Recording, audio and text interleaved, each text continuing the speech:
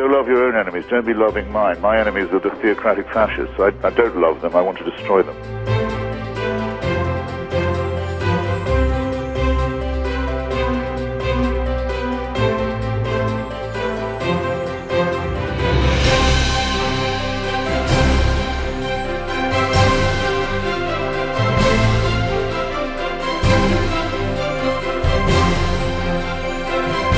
You're a child made in the image of God. Oh no, you're not.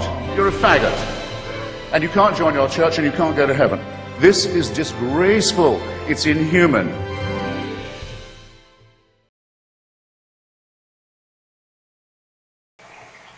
Okay, I actually wanted to make another video regarding the way Muslim men treat women and how they look upon women, or how they seem to look upon women from an outsider's point of view.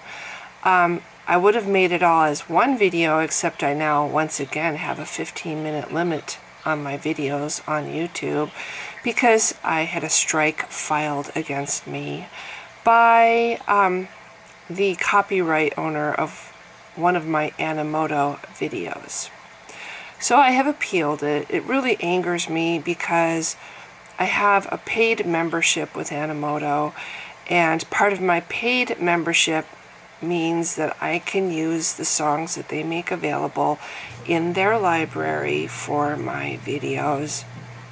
And I'm constantly getting, I have my videos monetized, or however you pronounce it, you know, so I get credit for how many views. But I'm constantly having those videos, I'm getting emails from YouTube that I can't monetize because of a copyright issue, and then I have to contest it. It's constantly happening. It's really frustrating because I have written permission through my membership with Animoto to use the songs that I use. Well, this one is a strike against me, and it's again a song I used from Animoto's library. So on Animoto's screen, once you click on the style of video you want to make, you can click on Change Song, and if you go down to Browse Full Library, you'll see the list of songs that you can pick, and there's pages and pages of these songs that you can pick for your video, and that is exactly where this song was that I used for this video. Because of the strike that has been put on my account, I did file an appeal, and they sent the appeal to this person who filed the strike, but I still have to wait 10 to 14 days with this restriction on my channel. It really kind of pisses me off because the video is called Jesus Loves Me, or Yes, Jesus Loves Me, and I'm pretty sure that the person who filed the strike did not like the fact that their song was on an atheist video. And I think that's partly why I find a lot of my Animoto videos being penalized in some way, even though I have made them on the Animoto website and have a paid membership. But whatever, I just had a few more observations that I wanted to say. This person who wrote me on YouTube, and he was trying to defend Islam, and he said, well, our women are free, you know, they don't ever have to have any financial responsibility ever, and they can work if they want to, and they even can keep whatever it is they earn. That's basically the gist of what he said. I do think that having financial responsibility is a huge part of being a grown-up. As a married person, my husband took care of all the bills, and I didn't really have a concept so much about how quickly money goes bye-bye from the bank account. And I never really felt the impact of my spending habits because I never really saw the bills, you know. So when I became no longer married, I had a quick wake-up call. And I do think that that was part of my growing up. Yes, I think I did not really begin to grow up, become an adult, until my middle 40s, when I started having to balance the budget and doing the juggling act with the bills, trying to make sure that there's enough money left over for something like animals. Although to be honest, my animals, that's like the first thing that I the first thing I do is I get my animals the food they need. But anyway, so that was a huge thing for me, is taking on financial responsibility and learning how to survive is a huge part of being a grown-up.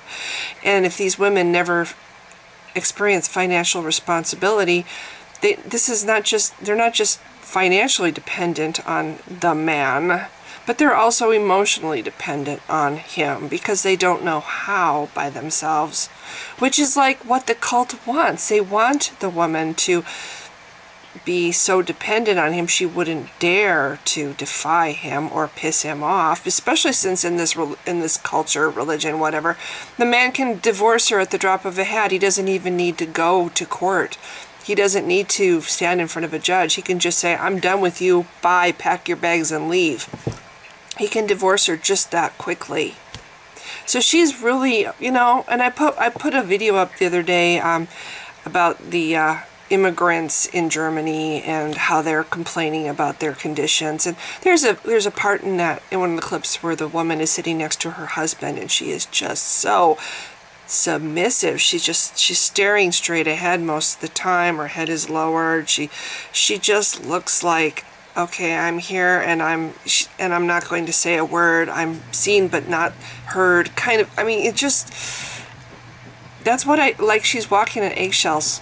Because, oh my gosh, this man.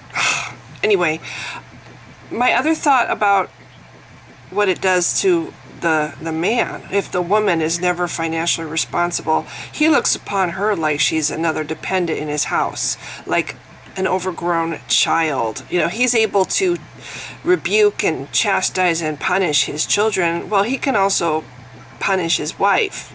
He can even beat his wife. It's right in their holy book or whatever that he can beat his wife. There's rules for it, but he can do it because she's just an overgrown child. She's a dependent on him, and and he sets the rules and he runs the whatever. He's the authority of the house.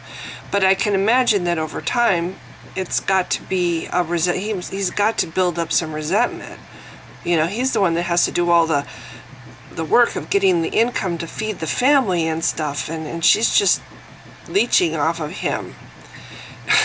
I would think over time that would cause resentment in the man. And certainly he wouldn't look at her like an equal, like an intellectual equal, especially. He would look upon her as something less than himself, like another child, or something between a child and an adult.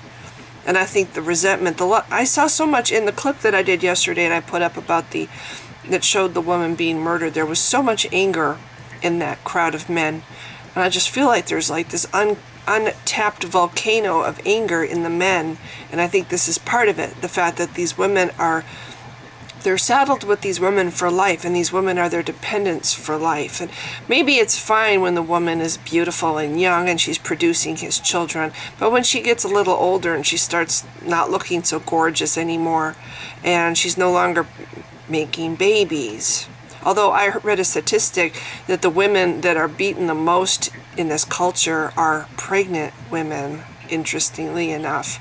So go figure. Maybe he's upset about the fact that she's bringing into the world another mouth that he has to feed, and subconsciously he's punishing her for being pregnant, for becoming pregnant, since this cult does not allow birth control pills. As far as I know, birth control pills are completely forbidden by this cult.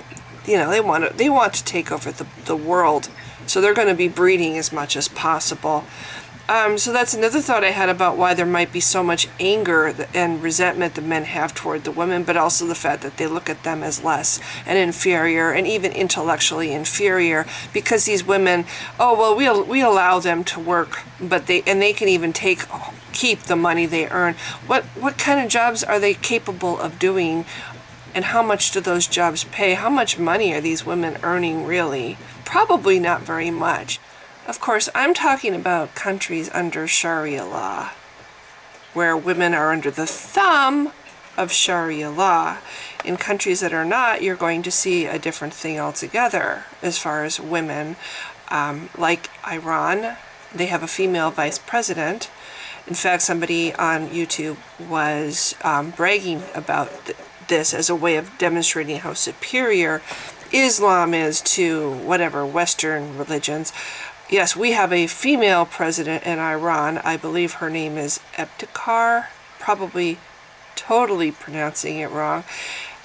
And she's a woman, and so, you know, they definitely are ahead of us on that when it comes to that. We have never had a female vice president.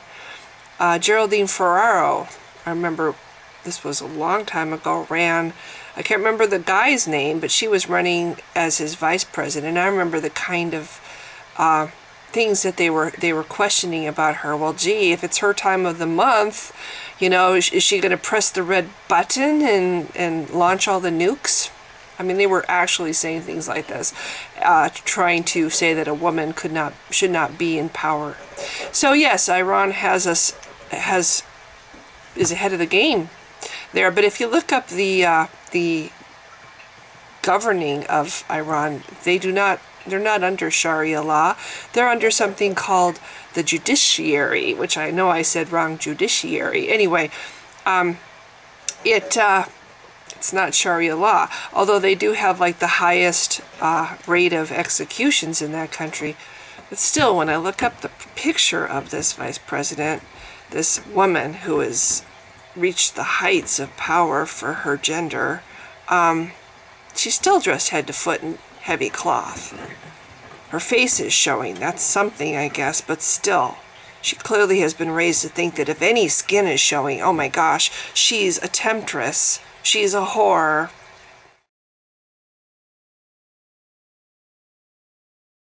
The difference is the woman in the bikini, she could dress like a Muslim woman if she wanted to. That is her freedom to choose. But the woman in the Muslim getup, she can't dress as the woman in the bikini. She could not wear a bikini if her life depended on it.